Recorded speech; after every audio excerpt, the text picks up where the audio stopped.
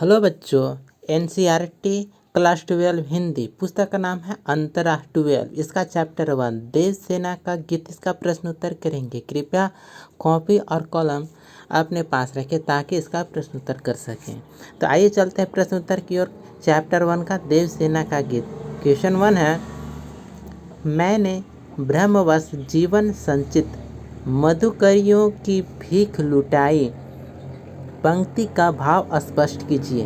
तो इसका उत्तर है, वर्तमान पंक्ति में देवसेना की पीड़ा का परिचय दिया गया है।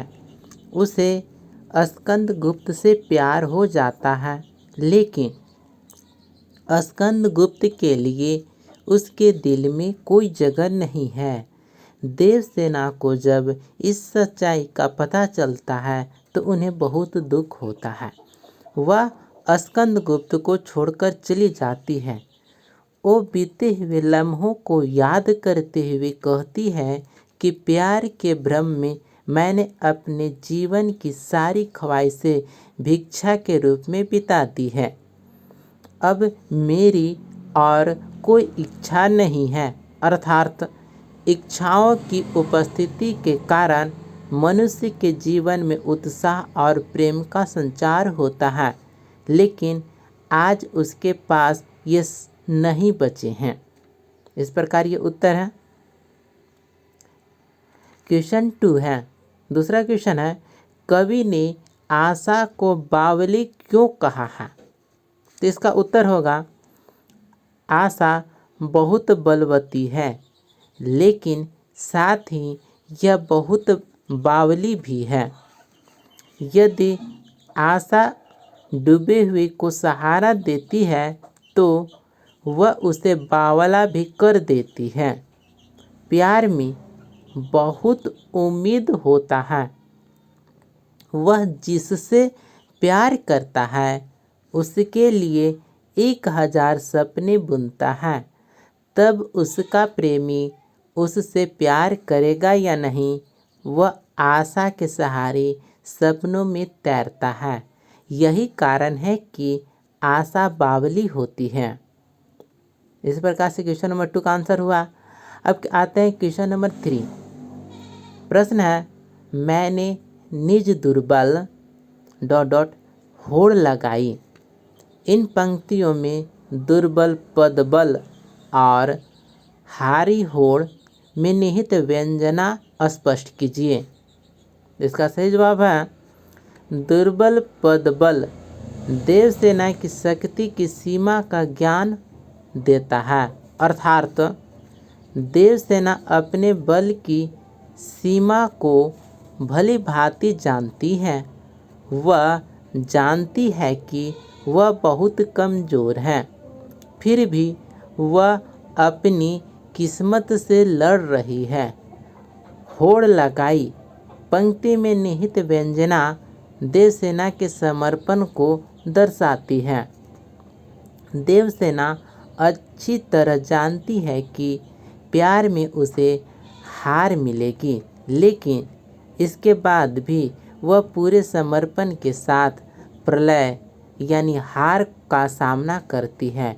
वह हार नहीं मानती। इस प्रकार से ये जवाब हुआ। अब आते हैं क्वेश्चन नंबर 4 की ओर। काव्य सौंदर्य स्पष्ट कीजिए।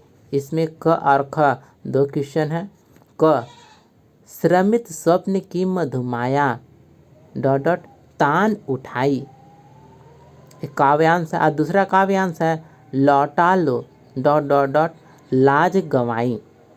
पहले आते हैं क का उत्तर, श्रमित स्वप्न की मधुमाया ... तान उठाई। इसका जवाब है, इस काव्यांश की विशेषता यह है कि इसमें स्मृति प्रतिबिंब बिखरा हुआ है। देवसेना स्मृति में विसर्जित है। वह उन दिनों को याद करती है जब उसने प्यार पाने की बहुत कोशिश की, लेकिन वह असफल रही। अब अचानक उसे उसी प्यार की आवाज़ सुनाई दे रही है।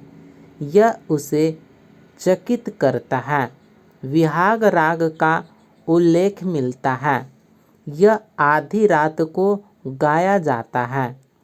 कवि ने स्वप्न को श्रम के रूप में बुलाकर गहरी व्यंजना व्यक्त की है। स्वप्न को मानव रूप में दर्शाया गया है। दीप विपिन और तरु छाया में शब्द है। इन पंक्तियों के बीच देवसेना का अपार दर्द साफ दिखाई दे रहा है। और ख था लौटा लो लाज गवाई। इसका भावार्थ इस प्रकार होगा। इस काव्यांश का ख का उत्तर है। इस काव्यांश की विशेषता यह है कि यह निराशा के साथ मिश्रित देवसेना की निराश मनोदशा को प्रकट करती है। स्कंदगुप्त का प्रेम उसे पीड़ा के रूप में प्रताड़ित कर रहा है। हा हा शब्द की पुनरावृत्ति प्रकाश अलंकरण का एक उदाहरण है। इस प्रकार से यह जवाब हुआ। अब आते हैं क्वेश्चन नंबर 5 की ओर। प्रश्न है, देवसेना की हार या निराशा के क्या कारण हैं? इसका सही जवाब होगा, राजकुमारी देवसेना सम्राट स्कंदगुप्त से प्रेम करती थी।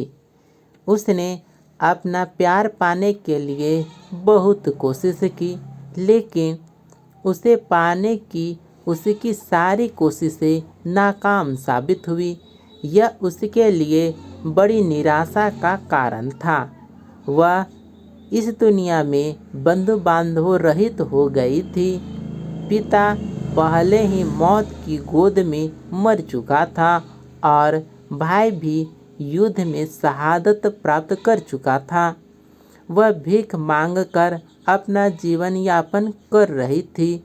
उनके पास सिर्फ प्यार का सहारा था, लेकिन उसने भी उसे स्वीकार नहीं किया था।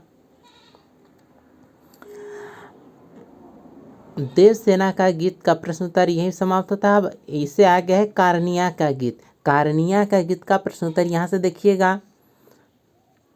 पहला प्रश्न है, कार्नेलिया का गीत कविता में प्रसाद ने भारत की किन विशेषताओं की ओर संकेत किया है? तो इसका जवाब होगा, प्रसाद जी ने भारत की इन विशेषताओं का संकेत दिया है। पहला, सूर्य की किरणें भारत में सबसे पहले पहुंचती है। दूसरा, यहाँ किसी अपरिचित व्यक्ति को भी घर में प्यार से रखा जाता है। तीसरा, यहाँ का प्राकृतिक सौंदर्य अद्भुत और आदित्य है। चौथा, यहाँ के लोग करुणा और सहानुभूति की भावनाओं से भरे हुए हैं। पांचवा, भारत की संस्कृति महान है। दूसरा क्वेश्चन है, उड़ते खग और बरसाती आँखों के बादल में क्या विशेष अर्थ व्यंजित होता है? तो इसका जवाब है, प्रवासी लोगों का विशेष अर्थ उड़ते खाग में व्यक्त किया गया है। कवि के अनुसार जिस देश में बाहर से पक्षी आकर शरण लेते हैं वह देश भारत है। यानी भारत बाहर से आने वाले लोगों को पनाह देता है।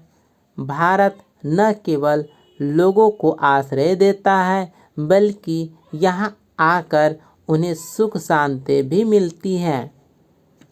यह भारत की विशेषता है। बरसाती आँखों के बादल पंक्ति से विशेष अर्थ व्यक्त होता है कि भारतीय अनजान लोगों के दुख में भी दुखी हो जाते हैं। वो गम आँखों में आंसुओं के रूप में निकल आता है।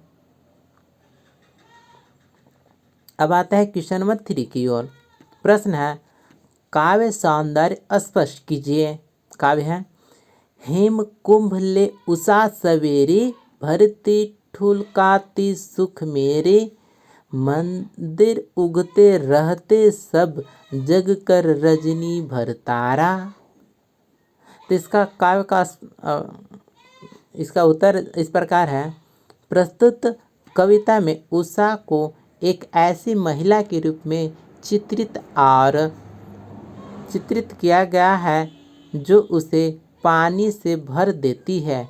इन पंक्तियों में हर जगह भोर की सुंदरता दिखाई देती है।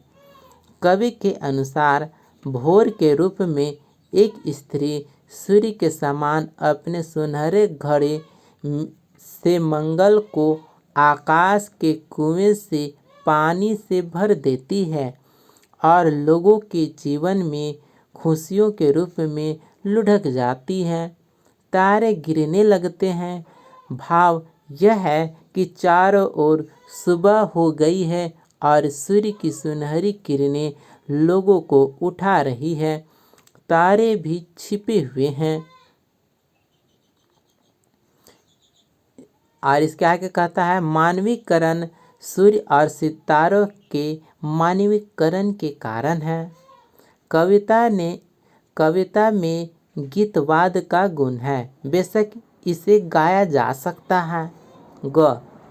कब जगकर में अनुप्रास है। कब में जगकर अनुप्रास है। हेमकुंभ में एक प्रतीकात्मक आभूषण है। चौथा प्रश्न है जहाँ पहुँच अनजान क्षितिज को मिलता एक सहारा। पंक्ति का आशय स्पष्ट कीजिए। तो इसका उत्तर है इसका मतलब है कि भारत जैसे देश में अजनबियों को भी आश्रय मिलता है जिनका कोई आश्रय नहीं है। कवि ने भारत की विशालता का वर्णन किया है। उनके अनुसार भारत की संस्कृति और लोग बहुत बड़े दिल के हैं। यहाँ न केवल पक्षियों को आश्रय दिया जाता है बल्कि बाहर से आने वाले अजनबियों को भी सहारा दिया जाता है। पांचवा प्रश्न है प्रसाद शब्दों के सटीक प्रयोग से भावाभिव्यक्ति को मार्मिक बनाने में कैसे कुशल हैं। कविता से उदाहरण देकर सिद्ध कीजिए। तो इसका उत्तर होगा प्रसाद जी शब्दों के माध्यम अपने भावों की अभिव्यक्ति को भी बड़े मार्मिक बना देते हैं।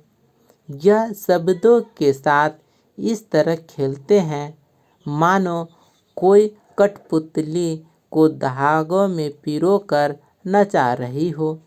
उनकी भावाभिव्यक्ति इतनी मार्मिक होती है कि हृदय द्रवित हो उठता है। उदाहरण के लिए आह वेदना मिली विदाई मैंने भ्रमवश जीवन संचित मधुकिरियों की भीख लुटाई।